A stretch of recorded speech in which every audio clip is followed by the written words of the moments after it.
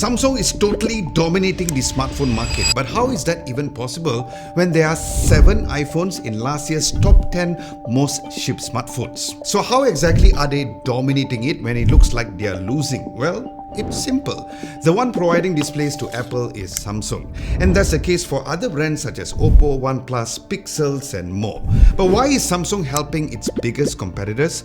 Well, I've searched the entire internet to find out, and here is what I found, which you really need to know. Now, firstly, let's look at how Samsung started off. They began as a small trading company and then moved to tech, spent lots of money in R&D and now contributes about 20% of South Korean GDP. But still, why is Samsung helping Apple and all of the other companies? Well, because they can.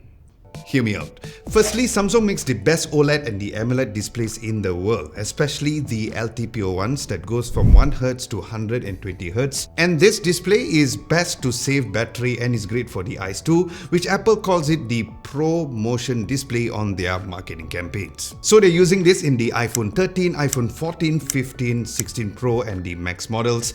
But Samsung has a factory of its own where they also mass produce displays for their phones. So why not just make some quick money? Well, in this scenario, quick means literally millions of dollars just by using the same machines they already own for themselves. And Apple, who is known to be particular about quality, does not want any issues with their display, and since they know that Samsung have been in the display game for the longest time, they go with the latest and the greatest display tech, which is what Samsung provides. So it's like Apple says, "We need the best display ever." Samsung replies, "Say no more, we got you." But there's one more thing that Samsung is improving on, which we'll get into soon later on in this video. Now, as mentioned, Samsung also makes display for Oppo. You know that gorgeous screen that you see on their flagship Find X series? Yeah, those are Samsung panels. And the Google Pixel 8 and the 9 series, those uses the Samsung OLED screen too. So yeah, this is like Samsung's group project where everyone else is just submitting it with their name on it. But while Samsung is ruling the flat display market, they've also revealed their very first foldable tech back in year 2011. And of course, we saw a full-fledged working foldable smartphone in 2019 for the masses, which is the Samsung Galaxy Fold, where it was the very first foldable smartphone that is available for everyone, including you and I. But it needed time to really deliver the best at that time, so they continue to improve it year after year to give the best display on their Galaxy Z series with a stunning foldable visuals without compromising on durability. Now fast forward to the latest Galaxy Z Fold 6, fellow creator Zach from Jerry Rigs Everything gave a pass on their durability test for that. So yeah, that's like Gordon Ramsay saying that your Maggi Goreng is good. But Samsung being Samsung, they thought to themselves, why not we just provide the foldable to other brands as well? Well, that is actually happening.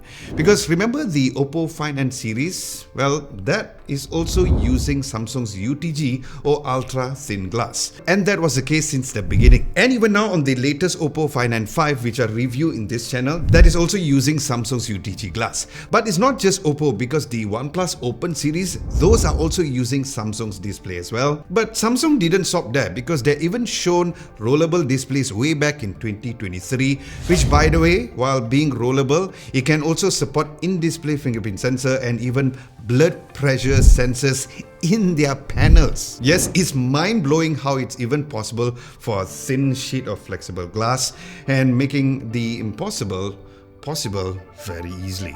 And then Samsung realizes, oh, we are a smartphone company as well. So they started improving on their smartphones as well and even managed to save some lives. Sounds very extreme, right? Well, hear me out.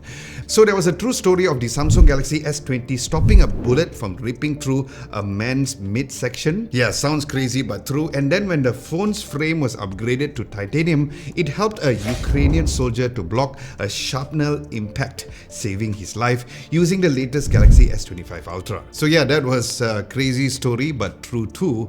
Now if you guys are enjoying this type of a research-based video, do give this video a nice big thumbs up. And if you want a written recap of everything mentioned in this video, we do have one at our website at www.adamlobo.tv, where we also have some daily tech news over there too.